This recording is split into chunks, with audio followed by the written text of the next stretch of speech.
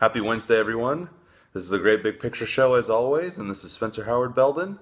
And if it's Wednesday, you know that means it's time for the Super Great At Home Movie Time. No matter how wet or how cold it is, doesn't matter, I have to do it.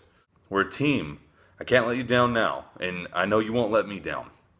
Now, as always with the Super Great At Home Movie Time, this is my weekly series where I recommend a movie for you to watch at home so you can relax and take a load off and really just enjoy yourself, okay?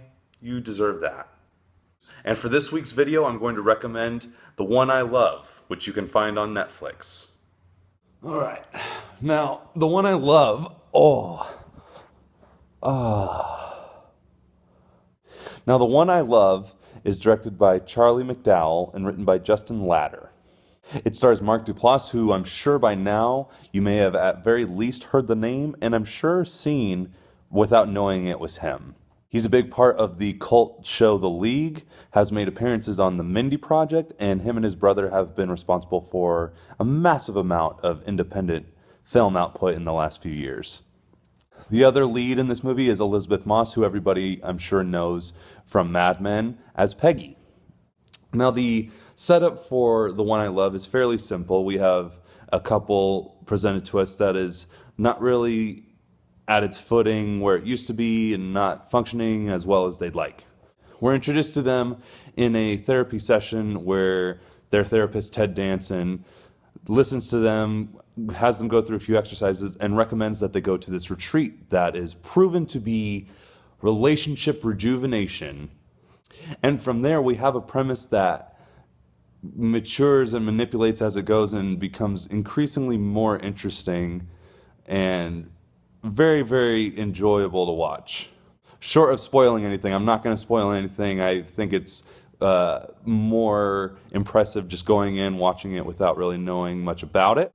That being said, we have really, really nice turns from Mark Duplass playing the very vulnerable, introverted, and at times explosive and adamant parts of his character. And I think that just as much as he's been heralded as a creative force, I think he should get some fair consideration for being a really good actor too. And Elisabeth Moss has been doing just fine after the end of Mad Men. She has had TV show Top of the Lake where she got some accolades.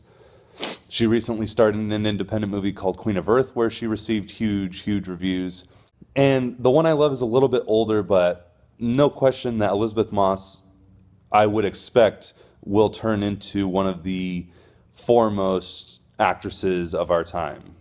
She's implosive and articulate and expressive and just constantly quaking at the seams, questioning herself and questioning her surroundings, just like Mark Duplass is as well. The two have really, really nice chemistry, and as the movie unfolds and you see further into what's really going on, their relationship gets complex to the point where they have to draw parts of their character out that you wouldn't expect, and it's just really fascinating to see. I don't want to say that you'd be in for a thriller by any means, but it is certainly psychological in its nature. All in all, really, to get down to it, the movie is about these two people trying to come to terms with one another and who they really are, finding themselves at a point in their relationship where they're a bit far down the pike and are kind of questioning what they're really doing with one another. And with that, it raises very, very interesting questions about what you really see in your significant other or what you really see in a relationship. And that's really it. This seems like a pretty quick one. It's pretty easy. But it was one that I've always thought about whenever I go back on Netflix. It's one I've seen numerous times and it's pulled different things for me. And I think you guys would enjoy it. It's short, to the point, very, very intriguing, slightly mysterious, but all the while still compelling, fresh, funny, and human and emotional. Elisabeth Moss and Mark Duplass play a great couple. Ted Danson has a nice little almost cameo. He's not really in it. And that's it for me. Clearly, I'm gonna just go ahead and take a nap right here. And I love you guys. You're so damn hot. I can't oversell that part enough. You guys are just so attractive. Have a good day. Have a good night. Please like, share, and subscribe anything that you see here at this channel or with this face. And please go hug someone. I'm sure your dog is just waiting for a little hug, a little bit of love.